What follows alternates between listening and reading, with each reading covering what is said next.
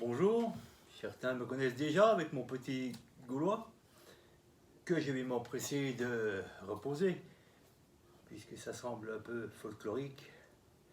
Alors que Obélix, c'est quelqu'un qui est tombé dans la potion magique quand il était petit. Et bien c'est un peu ce qui m'est arrivé, moi enfant de ce pays, et je vais vous apporter certaines nouvelles qui certes ne vont pas enrayer tout de suite les problèmes, mais qui vont nous aider à reprendre les choses par le bon bout, pour sortir de nos difficultés, que ce soit avec le virus ou cette expansion démographique vers laquelle se tournent toutes les attentions.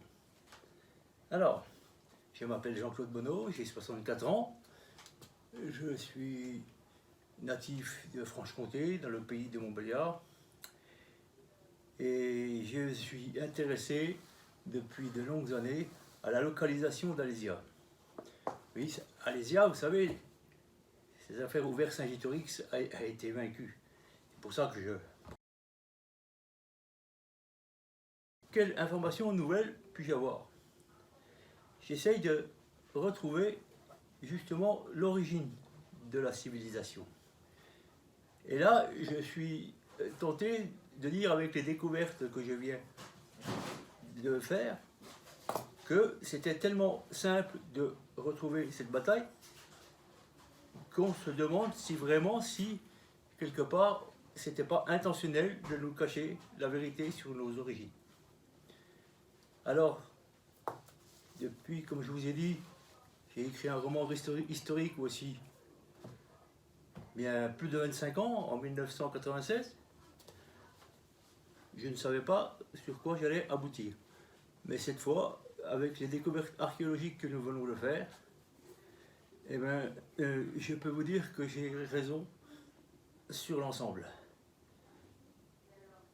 Pour cela, il m'a fallu, évidemment, me mettre à niveau, étudier l'archéologie, la religion, la politique, et je peux maintenant, devant vous, essayer de confronter n'importe quel théologien ou archéologue ou autre scientifique, et je ne serai pas ridicule, puisque je suis resté dans mon domaine étant enfant du pays.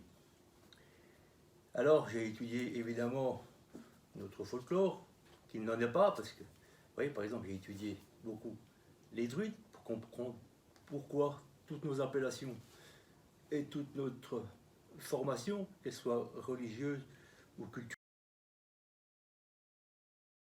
culturelle, on doit bien se douter que les grands penseurs, chamans et autres, ils sont pour quelque chose. Alors j'ai étudié aussi dans notre histoire les Templiers, parce que c'était encore les Templiers, parce que c'était encore un phénomène. Comment ça se fait? Comment se fait-il qu'on illumine une force aussi conséquente, aussi pure que ces moines soldats? Pourquoi? Pour récupérer le pouvoir. Et nous verrons que à l'heure actuelle, même avec la Révolution, l'État a toujours voulu saisir le pouvoir temporel, ce qui est normal, mais la vérité est plus compliquée. Et là, je dois avouer que il a fallu que je me fasse violence pour vraiment comprendre le fond de nos actions d'aujourd'hui. Je me suis aussi documenté sur d'autres religions orientales, comme le Sutra du Lotus, le bouddhisme.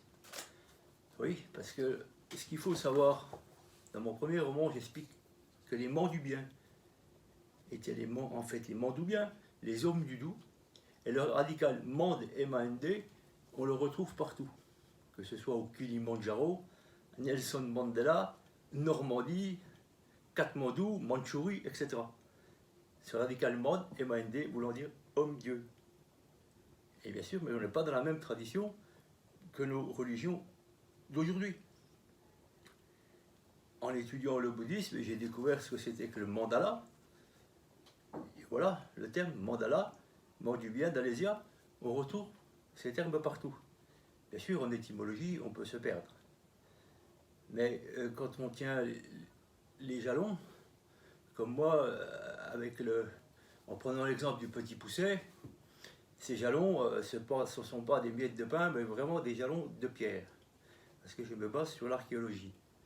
Et dernièrement, j'ai fait une petite découverte avec un ami collectionneur du côté de Modeur où beaucoup ne le savent pas, on a le plus grand théâtre gallo-romain de France, le plus grand en superficie, peut-être pas en état de conservation.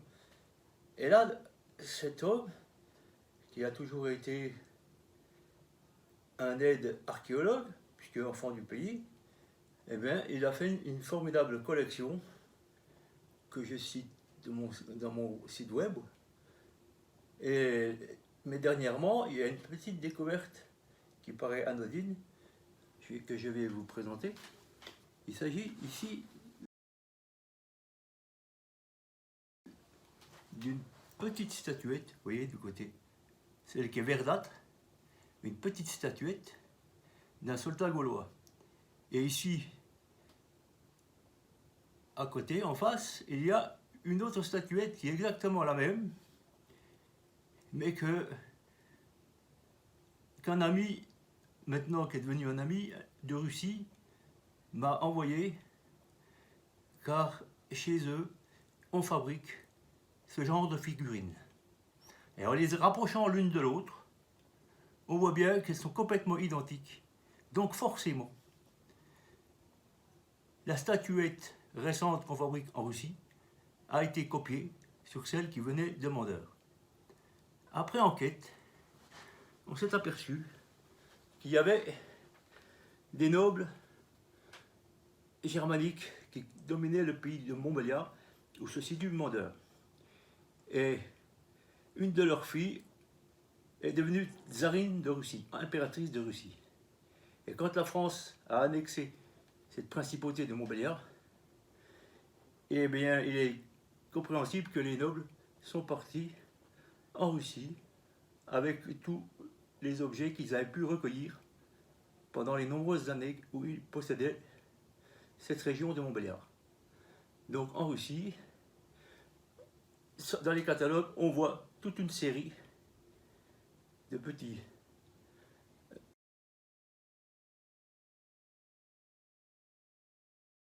combattants de la guerre d'Alésia, Vercingétorix, puis ici c'est Vercassi-Velonos, enfin, il leur donne les noms de la guerre des Gaules.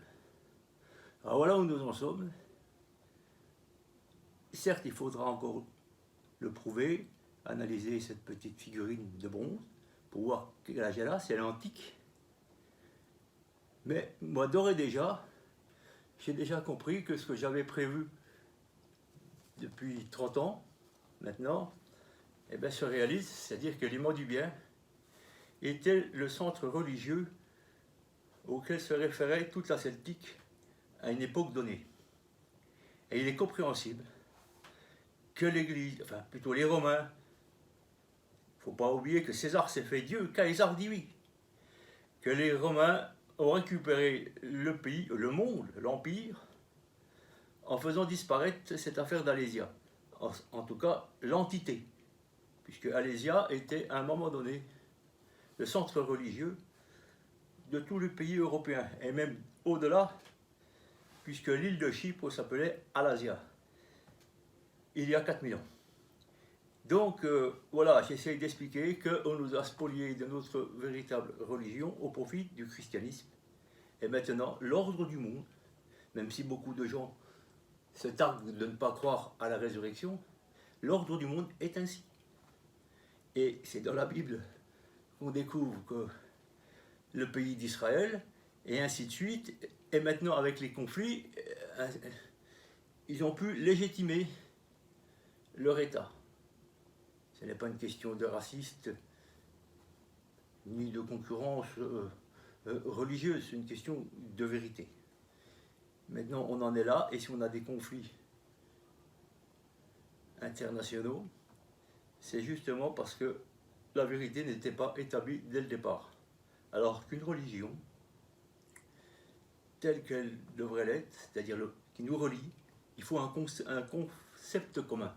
Et ce concept commun, c'était la justice. Et la justice s'incarne le nom du massif du Jura. Jura voulant dire justice. Et ils avaient déjà établi, à cette époque lointaine, on parle du jardin d'Éden, et bien pourquoi pas le Jura, où il y avait la justice qui régnait en maître, c'est-à-dire la justice doit nous guider, c'est pas à nous d'obéir à la justice, c'est la justice qui doit nous guider. Et voilà ce qu'ont essayé de faire disparaître les religions tutélaires. Bon, peut-être avec de bonnes intentions. Mais à l'heure actuelle, il nous faut rétablir la vérité sur l'affaire d'Alésia, qui est un verrou. Voilà, merci de suivre les prochaines publications.